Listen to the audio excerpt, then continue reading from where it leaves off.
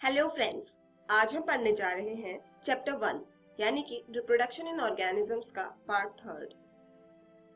Last video में हमने asexual reproduction और उसके टाइप्स के बारे में पढ़ा था and in this video we are going to study sexual reproduction and gametogenesis. So let's get started. Sexual reproduction वो प्रोसेस है जिसमें दो ऑपोजिट सेक्स के गैमीट्स के फ्यूजन के बाद जाइगोट का फॉर्मेशन होता है और इसी जाइगोट में ग्रोथ एंड डेवलपमेंट से न्यू ऑर्गेनिज्म बनता है। इस प्रोसेस में मेल और फीमेल दो पेरेंट्स की नीड होती है।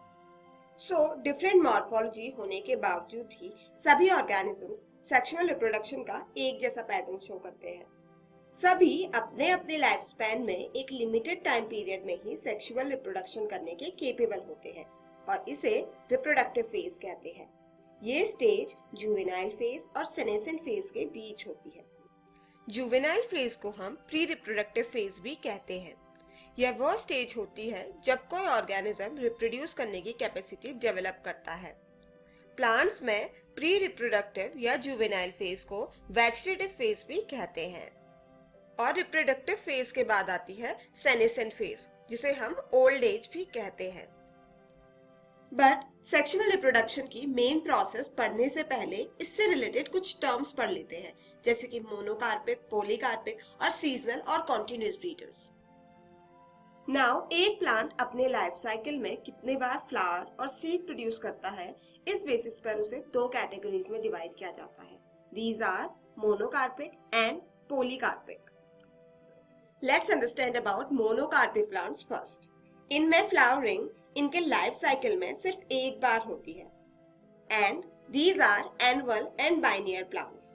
इनके एग्जांपल्स हैं राइस और व्हीट। आपने देखा ही होगा कि हर साल गेहूं या चावल की फसल प्रोड्यूस कर लेने के बाद सारे प्लांट्स को काट लिया जाता है और फिर अगली फसल के लिए न्यू प्लांट्स ग्रो किए जाते हैं। फिर आते हैं पॉलीकार्पिक प्लांट्स। एक बार मैच्योरिटी तक पहुंचने के बाद इनमें फ्लावरिंग इनके लाइफ साइकिल में कई बार होती है। ये पेरिनियल प्लांट्स होते हैं। इनके एग्जांपल्स हैं Apple tree and mango tree. जैसे कि एक बार हम पेड़ से एप्पल तोड़ भी ले तो सेम ही प्लांट में नेक्स्ट ईयर फिर फ्रूट्स ग्रो हो जाते हैं। So these are perennial plants. But इसमें कुछ एक्सेप्शंस भी हैं, जैसे कि स्ट्रोबिलेंथस कुंथियाना यानी कि नीला कुरिंजी, जो कि 12 ईयर्स में सिर्फ एक बार खिलता है। ये पहले 2006 में खिला था एंड देन लास्ट ईयर 2018 में, और अब ये फ्लावर सिर्फ 2030 में ही खिलेगा। और बैम्बू, ये भी अपने पूरे लाइफ टाइम में जनरली 50 to 100 ईयर्स में एक बार ही फ्लावर करते हैं and then they die. Now think about it कि क्या एनिमल्स जैसे कि birds throughout the air eggs lay करती हैं? नो, नेचर में रहने वाली बर्ड्स सिर्फ किसी स्पेसिफिक सीजन्स के आने पर ही एग ले करती है, whereas फार्म में रखे जाने वाली हेन्स पूरे साल एग ले करती है। Well, this is an exception and they are made to do that artificially for business purposes. So जो एनिमल एक स्पेसिफिक सीजन में ही रिप्रोड्यूस करते हैं वे सीजनल ब्रीडर्स कहलाते हैं।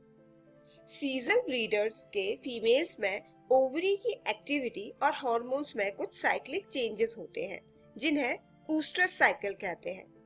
So if seasonal breeders only breed in some specific period of the year, so in animals में female एक particular season में ही सेक्सुअली रिस्पॉन्सिव होती है। तो फीमेल्स की सेक्सुअल रिस्पॉन्सिवनेस का ये पीरियड ऊस्ट्रस साइकिल कहलाता है। ये साइकिल जनरली नॉन प्राइमेट्स में देखी जाती है।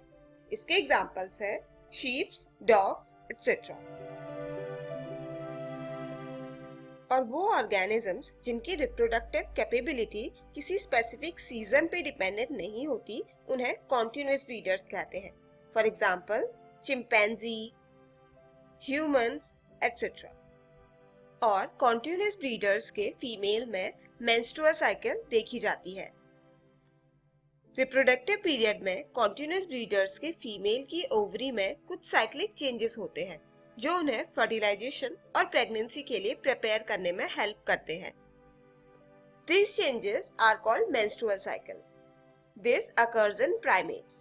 इसके एग्जाम्पल्स हैं monkeys, apes, humans etcetera.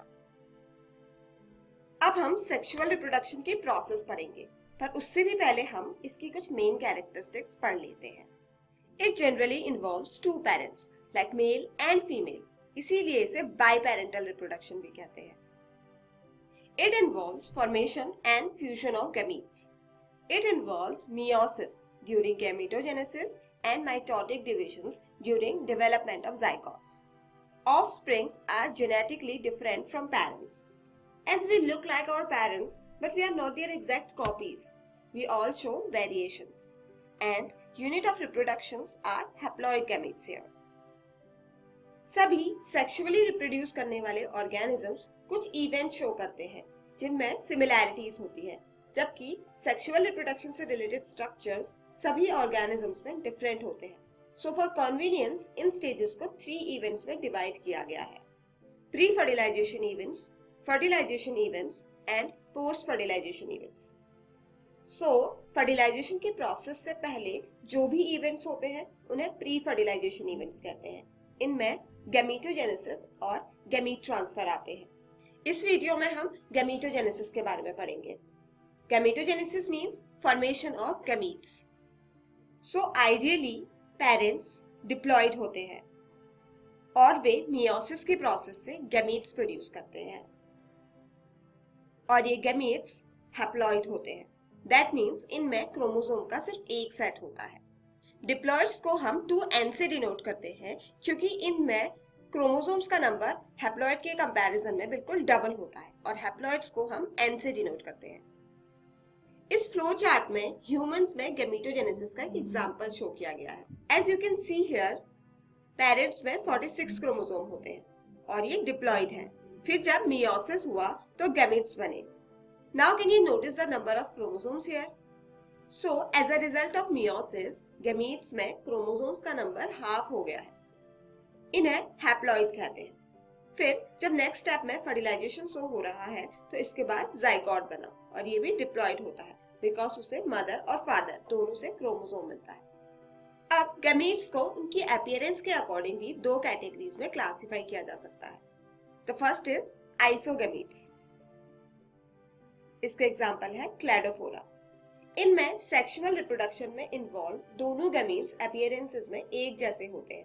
That means वो एक जैसे दिखाई देते हैं, जैसे कि आप इस पिक्चर में देख सकते हैं। दोनों गैमीट्स का अपीयरेंस बिल्कुल एक जैसा है। अगर एक मोटाइल गैमीट है तो उसके साथ फर्टिलाइज होने वाला दूसरा गैमीट भी मोटाइल है, और अगर एक इमोटाइल है तो दूसरा भी इमोटाइल है, और थर्ड पेयर की अपीयरेंस भी सिमिलर ही है। नेक्स्ट कैटेगरी इज अनआइसोगैमीट्स और हेटेरोगैमीट्स। इसके एग्जांपल है फ्रॉग्स, ह्यूमंस। इनमें सेक्सुअल रिप्रोडक्शन में इन्वॉल्व्ड दोनों गैमीट्स की अपीयरेंस अलग अलग होती है। इस टाइप के ऑर्गेनिजम्स में मेल गैमीट को स्पर्म और फीमेल गैमीट को एग कहते हैं। See in this picture, in all 3 pairs दोनों गैमीट्स के शेप, साइज में साफ साफ डिफरेंस नजर आ रहा है। For instance, these are isogametes of Cladophora, and as you can see in दोनों के अपीयरेंस में कोई डिफरेंस नहीं है। और यह फ्यूक्स के हेटेरोगैमीट्स हैं, और यह ह्यूमंस के स्पर्म और एग्स। इनके अपीयरेंस में तो साफ साफ डिफरेंस नजर ही आ रहा है। So in this video we have learned sexual reproduction and gametogenesis. अब आप घर जाकर अपनी बायोलॉजी की NCERT की बुक से इन टॉपिक को जरूर रिवाइज करें। In the next video, we will study sexuality in organisms, gamete transfer, fertilization and post-fertilization events. Thank you.